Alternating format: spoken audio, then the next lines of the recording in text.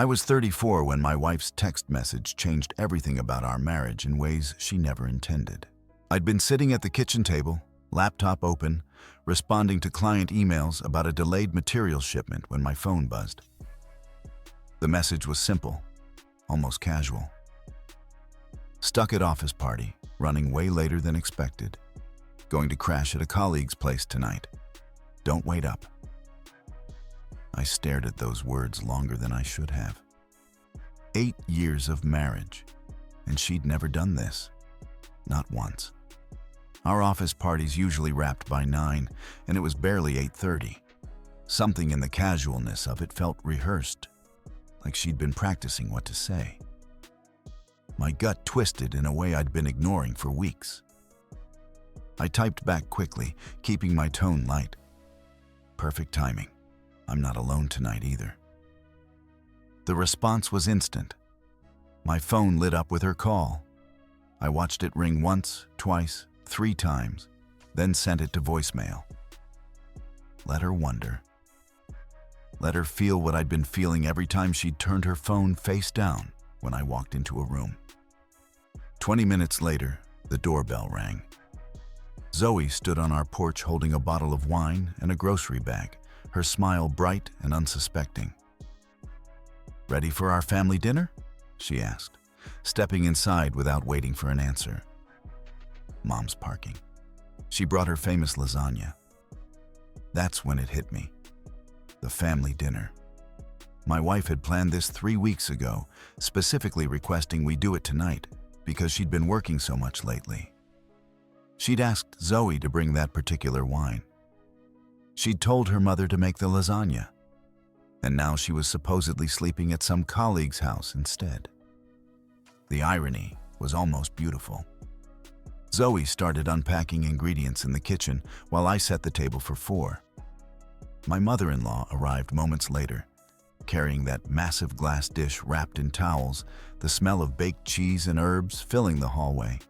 "Where's my daughter?" she asked, glancing around the living room like maybe her daughter was hiding somewhere. "Funny story," I said, pulling out her chair with probably too much calm. "She's apparently sleeping at a colleague's house tonight. Some office party ran late."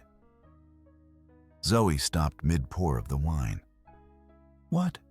"She organized this dinner. She specifically asked me to bring this exact bottle." My mother-in-law frowned, setting down her purse slowly. "That doesn't sound like her." "Doesn't it, though?" I asked, genuinely curious about their perspective. Because to me lately, it sounded exactly like her. We'd just sat down, my mother-in-law still looking confused and Zoe texting her sister with increasing irritation, when I heard a car door slam outside. Then another. Then the unmistakable sharp click of heels on our front walkway moving fast. The front door burst open. My wife stood there slightly out of breath, her makeup flawless, wearing that black dress with the open back, the one she'd bought 2 months ago and claimed was for potential client meetings. Her eyes went wide when she saw the 3 of us at the dinner table, plates set, wine poured, her mother's lasagna steaming in the center. "Surprise," I said calmly, raising my wine glass in a mock toast. "Hope you don't mind that I'm not alone tonight either." Her face cycled through expressions so fast, I almost laughed. Shock, confusion, then something that looked like genuine panic. I texted you that I was staying at a colleague's house," I finished for her. "Yes, I got that message. So did you change your mind? Or did your colleague change theirs?" Zoe and her mother exchanged glances. The tension in the room could have been cut with a knife, but I felt strangely calm, like I'd been preparing for this moment without knowing it. "Actually," I continued, setting down my glass and looking directly at my wife, "I'm curious about something. Which colleague were you planning to stay with? The married one you've been texting so much lately?" The color drained from her face completely. "What are you talking about?" Our shared laptop, I said simply. Your messages sync automatically. You might want to remember that next time you're making plans with Gordon from accounting. Zoe nearly choked on her wine. My mother-in-law set down her fork with a clatter that echoed in the sudden silence. My wife stood frozen in the doorway, still holding her purse, probably running through every text message she'd sent in the past month, trying to figure out what I'd seen. "Can we talk privately?" she finally managed, forcing a smile that fooled absolutely no one. "Actually, no," I replied, cutting into my mother-in-law's lasagna like we were having a normal dinner conversation. "Zoe brought wine specifically for tonight's dinner that you planned. Your mom made her famous lasagna. Seems rude to interrupt family time for whatever excuse you're working on." Zoe was staring at her sister like she'd never seen her before. "Gordon from accounting. Isn't he the one with the new baby?" "2 kids, actually," I said conversationally. "Wife's name is Shirley. Nice family photos on his desk." My wife shot me a look that could kill. "You don't understand the situation." "Help me understand then," I said, leaning back in my chair with a calm I didn't entirely feel. "You texted me saying you were sleeping at a colleague's house after an office party. But here you are, dressed like you're going to a 5-star restaurant, showing up 17 minutes after I told you I wasn't alone. Either you're the fastest driver in the city, or that office party was somewhere much closer to home." My mother-in-law cleared her throat. "Honey, what's going on?" "Nothing, Mom. It's just a misunderstanding." "Is it, though?" Zoe asked, and I could hear the edge in her voice. She'd always been the sharper of the 2 sisters. "Because you've been weird lately.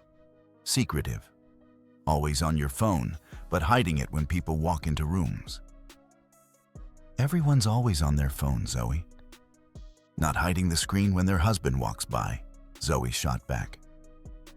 I watched this play out while eating dinner, letting her family ask the questions I didn't need to ask because I already knew the answers. My wife was losing control of the narrative, and she knew it. "Look," my wife said, sitting down heavily at her empty place setting. "Fine, I was going to meet Gordon for drinks after the office party. But it's not what you think." "What do I think?" I asked. "That something inappropriate is happening." "Well," I said calmly, "is it?" The pause before she answered told everyone everything they needed to know. "It's complicated." My mother-in-law set down her fork with enough force to make it clatter. "Complicated how?" "We've been talking. He's going through some issues with his wife, and I've been giving him advice." "At his house?" I asked. "Tonight? While his wife and kids were home?" Another pause, longer this time. "They're visiting her mother this weekend." Zoe actually gasped. "Are you serious right now?" "It's not what you're making it sound like." "Then what is it exactly?" I asked. "Because from where I'm sitting, it sounds like you planned to spend the night at a married man's house while his family was conveniently out of town. And the only reason you're here instead is because I mentioned I wasn't alone." "You're twisting everything." "Am I?" "Because your story keeps changing. First, it was an office party running late. Then it was crashing at a colleague's house. Now it's drinks and relationship counseling. What's the next version going to be?" My mother-in-law was staring at her daughter like she was looking at a stranger. "How long has this been going on?" "Nothing's going on, Mom." "Answer the question," Zoe demanded. My wife looked around the table at 3 faces that were no longer buying whatever she was selling. "We've been friends for a few months." "Friends?" I repeated. "Is that what you call deleting text messages? Because I noticed you've been clearing your chat history every few days lately." The panic returned to her face. "You've been checking my phone?" "No need to. Like I said, our laptop syncs everything. including the messages you thought you deleted. Interesting conversations about meeting at hotels during lunch breaks. Very friendly. Zoe pushed back from the table. I can't believe this. Zoe, please. No, her sister interrupted. Don't Zoe please me. Mom and I came here for a family dinner that you organized, and instead we walk into whatever this is. My mother-in-law hadn't said anything for several minutes.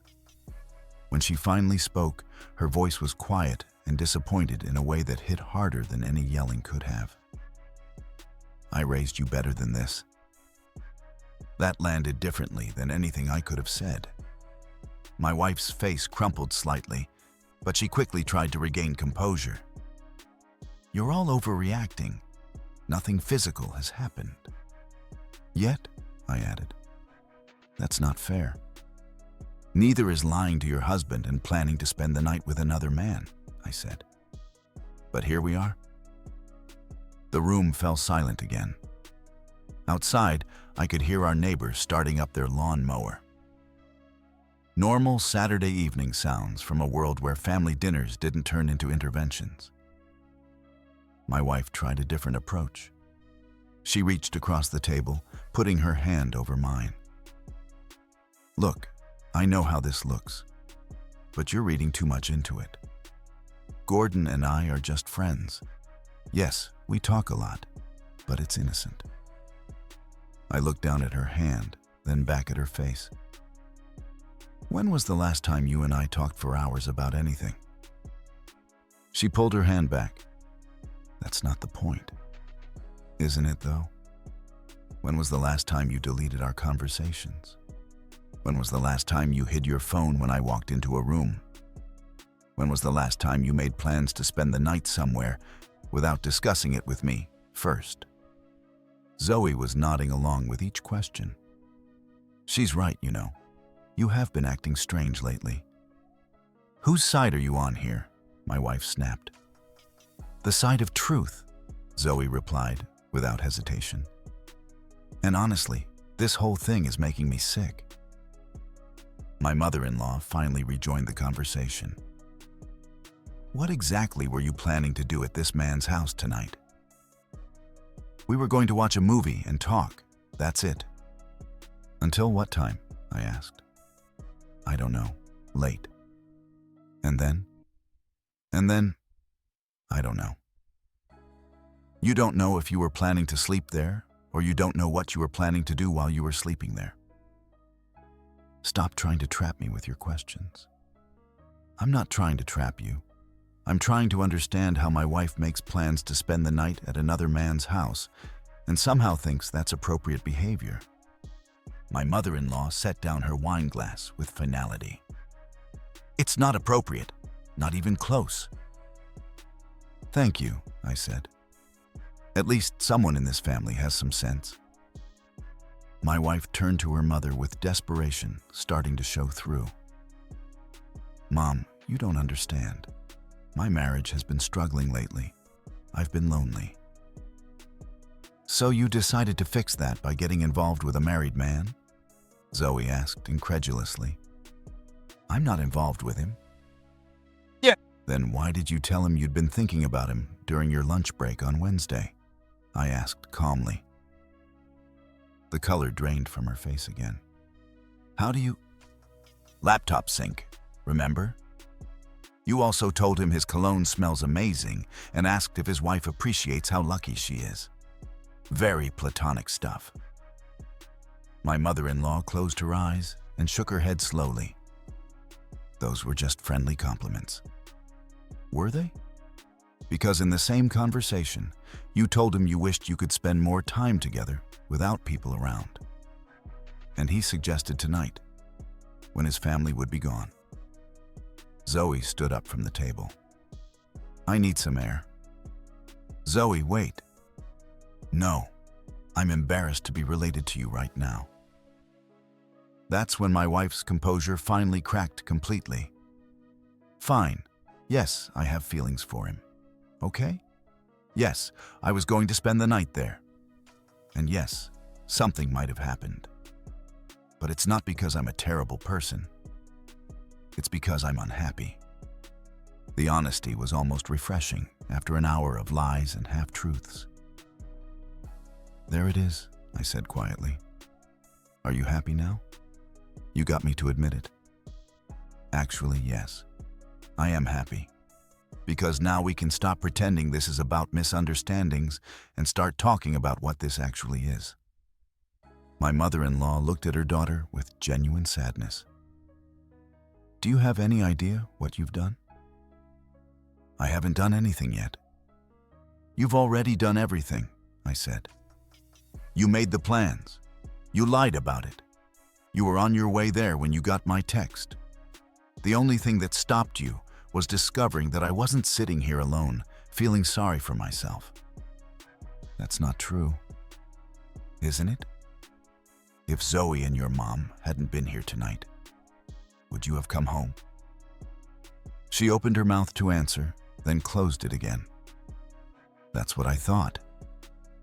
Zoe returned from outside, her face flushed with anger. "I called Bruce." My wife's eyes widened. "You called my brother?" "Someone in this family needs to know what's going on. He's coming over." "Zoe, you had no right." "I had every right. You're destroying your marriage and humiliating our family. Someone needs to talk sense into you." My wife turned to me with desperation. "Please, can we just talk about this privately? Just you and me." "Why? So you can try to manipulate me without witnesses?" "I'm not trying to manipulate anyone." "Really?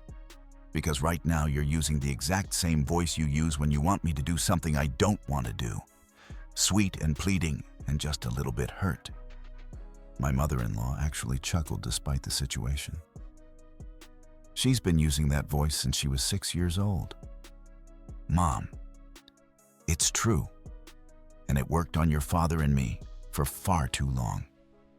I looked at my wife, sitting there in her impressive dress. Makeup perfect, hair styled for someone who definitely wasn't her husband, and felt something shift inside me.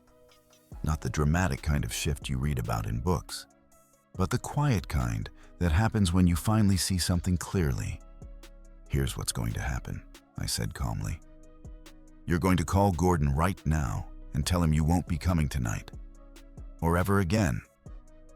"I can't just..." "Yes, you can. And you will. Because the alternative is me calling Shirley myself and having a very different conversation."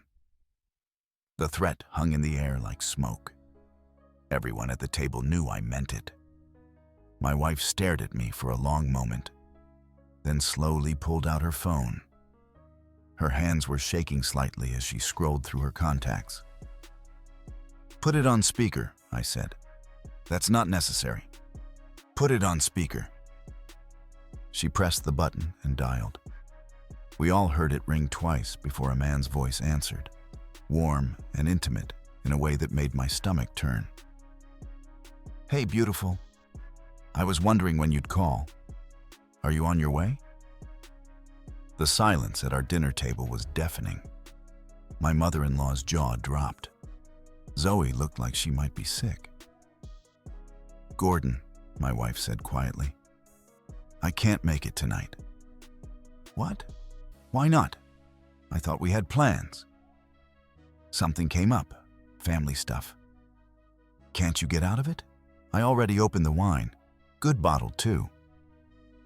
I reached over and took the phone from her hand. "Gordon, this is her husband." The line went dead immediately. I handed the phone back to my wife. Well, that was educational. You had no right. I had every right. And now Gordon knows that I know. Which means his wife is probably going to find out very soon, unless he's smarter than I think he is. My wife buried her face in her hands. "You've ruined everything." "I've ruined everything?" I asked. "I'm not the one who was planning to cheat on my spouse tonight." Bruce arrived 20 minutes later. My brother-in-law took one look at the scene. His sister crying at the dinner table, his mother looking disgusted, Zoe pacing in the kitchen, and me calmly finishing my lasagna, and immediately understood the situation. "What did you do now?" he asked his sister. "It's not what I did. It's what he's accusing me of doing." "I'm not accusing you of anything," I said. "You already admitted it. The only question now is what happens next." Bruce sat down in the empty chair. "Someone want to fill me in?" Zoe did the honors, laying out the entire evening from the suspicious text message to the phone call we'd all just witnessed. Bruce listened without interrupting, his expression growing more disappointed with each detail. "So, let me get this straight," he said when Zoe finished. "You organized a family dinner, then tried to skip it to spend the night with a married coworker. And the only reason you came home was because you thought you were walking into some kind of situation." "It's more complicated than that." "No, it's not," Bruce said firmly. "It's actually pretty simple. You were going to cheat on your husband, and you got caught before you could do it." "Nothing happened because you got caught," I added. "Not because you changed your mind about it being wrong." My mother-in-law spoke up for the first time since the phone call. "I think we should leave you two to work this out privately." "Actually," I said, "I'd prefer if you stayed, because I want witnesses for what I'm about to say." My wife looked up from her hands with fear in her eyes. "This marriage is over," I said simply. "Not because of what you did tonight, but because of what tonight revealed about who you are and what you're capable of. You can't just decide that. I absolutely can, and I am. We can fix this. We can go to counseling.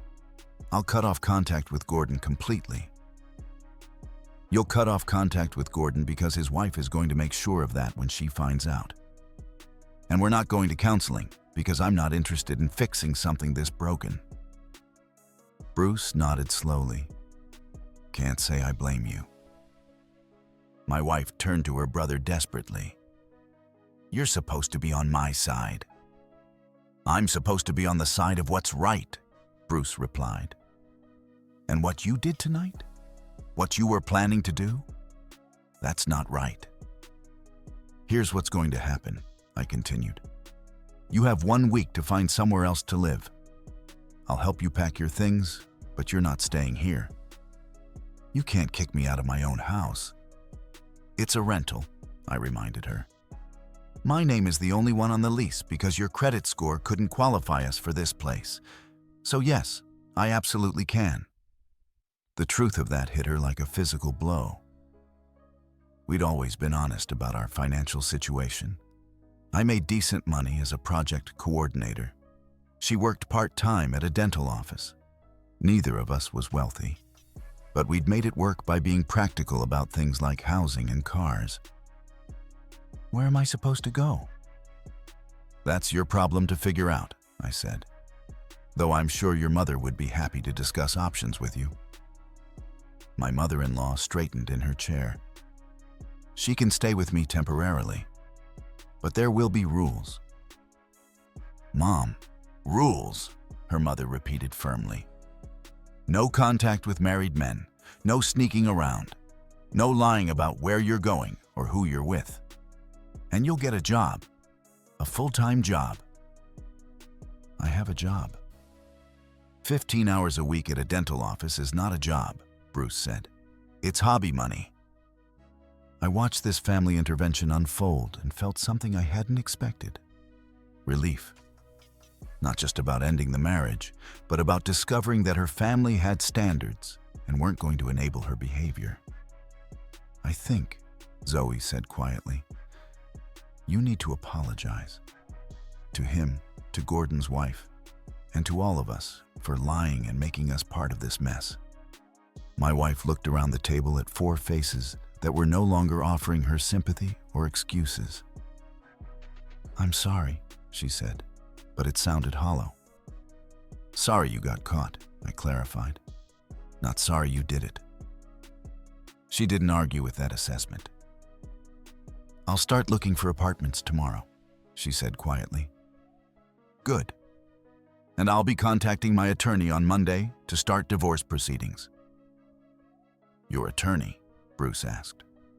You already have one lined up? I met with someone last month, just in case. My wife's head snapped up. Last month? You've been planning this? I've been preparing for this. There's a difference. I hoped I was wrong about what I was seeing, but I wanted to be ready if I wasn't.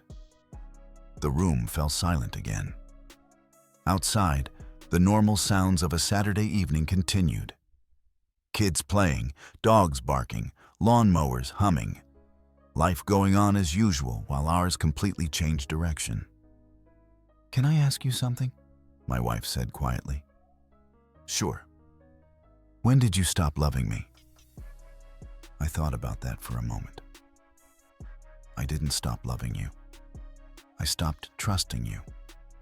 And without trust, love doesn't mean much. It was the most honest thing I'd said all evening. The next few days passed in a strange kind of calm. My wife moved through the house like a ghost, packing boxes and making phone calls to friends who, one by one, seemed less interested in hearing her side of the story than she'd hoped. I worked my normal schedule, 40 hours a week managing construction timelines for a mid-sized contracting company. Nothing glamorous, but steady work that paid the bills and kept me busy. The routine helped me stay focused while everything else fell apart. Wednesday evening, she tried a new approach. I've been thinking about what you said, she announced while I was reviewing project schedules at the kitchen table. Which part? About trust, about us. Maybe we're giving up too easily. I looked up from my laptop. We? Fine, maybe I'm giving up too easily. Maybe there's still a chance to fix this. There isn't. How can you be so sure? I closed the laptop and gave her my full attention. Because I've been watching you for the past 3 days, and you're not sorry about what you did. You're sorry you got caught. There's a difference. That's not true. Isn't it? You haven't asked me once how I'm doing. You haven't asked what you can do to make this right. Every conversation we've had has been about what you want, what you need, how unfair this is to you. She sat down across from me. Okay, you're right. I've been selfish, but I can change. You've had plenty of opportunities to change. Instead, you chose to plan a night with another man. But I didn't go through with it. Because I stopped you, not because you decided it was wrong. She was quiet for a moment. What if I told you I realize now that it was wrong? That I made a mistake and I want to fix it? I'd say you're about 4 days too late for that conversation. People make mistakes. People forgive mistakes. Some mistakes, yes. But this wasn't a mistake. You didn't accidentally develop feelings for Gordon. You didn't accidentally exchange flirty messages with him for months. You didn't accidentally plan to spend the night at his house. Those were all choices. Her phone buzzed on the counter. She glanced at it, then quickly looked away. Gordon? I asked. His wife found out. Good. He's pretty angry with me. I imagine so. Probably cost him his marriage too. It's not fair. We didn't actually do anything. I stared at her for a long moment. Do you hear yourself right now? What do you mean? A man's marriage is falling apart because of your choices, and you're complaining that it's not fair to you. I didn't force him to do anything. And I didn't force you to do anything either. But here we are. Thursday morning, Zoe stopped by while my wife was at her part-time job. How are you holding up? She asked, settling onto the couch with a cup of coffee. Better than I expected, honestly. Really?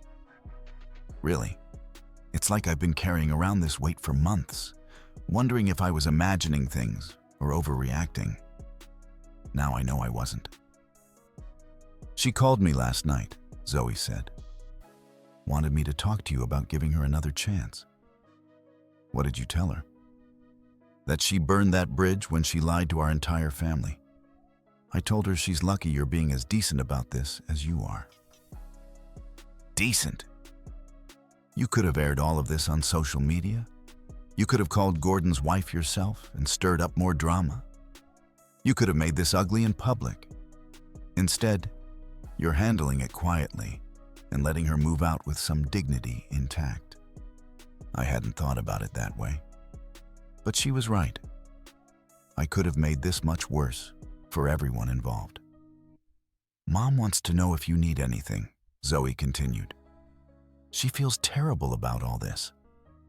She shouldn't. She raised her kids with good values. Sometimes one of them chooses to ignore those values. But that's not her fault. She likes you, you know. Always has.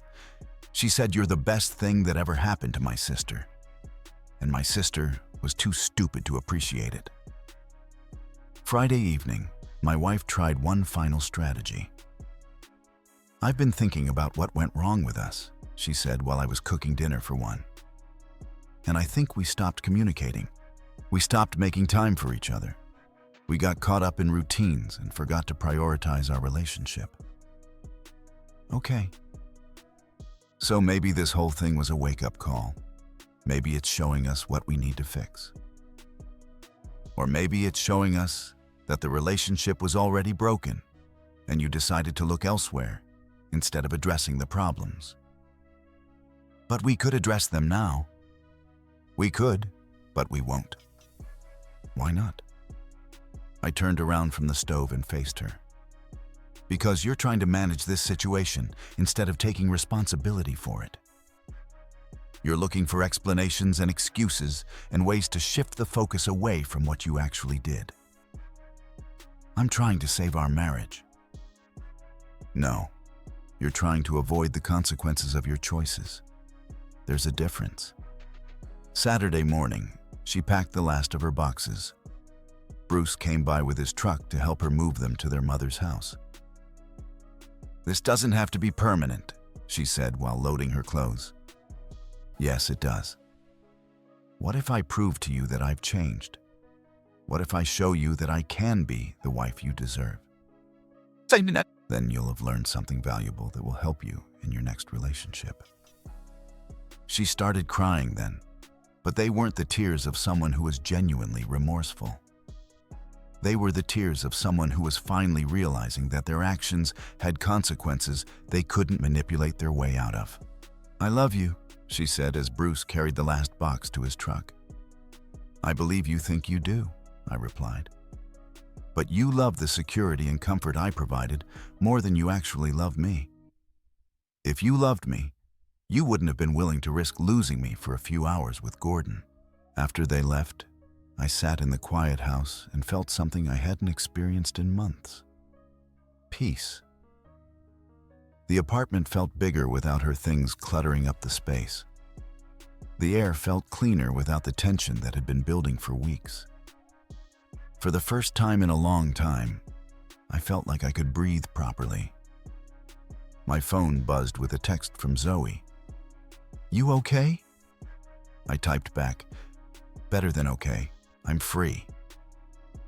3 months later, I was a different person living a different life. The divorce papers were finalized on a Tuesday. Clean, straightforward, no drama. She kept her car and personal belongings. I kept the apartment and everything else. Since we'd never bought property together and had minimal shared debt, the whole process was surprisingly simple. My attorney had been impressed with how organized I'd kept everything. Most people in your situation make emotional decisions that cost them money, he told me during our final meeting. You kept your head and made smart choices. I'd started going to the gym regularly, not because I was trying to get back at anyone, but because I finally had time to take care of myself. The energy I'd been spending on worrying about my marriage was redirected into productive things like meal prep, reading, and actually enjoying my weekends. Work was going well too. My boss had noticed that I seemed more focused lately and had started giving me larger projects with better clients. Apparently, personal peace translates into professional competence. Thursday evening, I was grocery shopping when I ran into Shirley at the produce section. Gordon's wife looked tired but determined, loading vegetables into her cart while her 2 kids helped pick out apples. "Hi," she said when she noticed me. "We never actually met, but I know who you are." "How are you doing?" I asked. "Better than I was 3 months ago. The divorce should be final next week." "I'm sorry you had to go through all that." She shrugged. "I'm not. Turns out he'd been doing this for a while. Your wife wasn't the first. At least now I know the truth." Her kids were arguing about which apples were better, and she smiled watching them. They're handling it better than I expected. Kids are resilient. "Are you staying in the area?" "For now. I got a promotion at work, and the kids like their school. We're doing fine on our own." She paused, studying my face. "Can I ask you something?" "Sure." "Do you regret how you handled everything? Some people said you were too harsh, not giving her a second chance." I thought about that for a moment. "No, I don't regret it. Some situations deserve second chances. This wasn't one of them."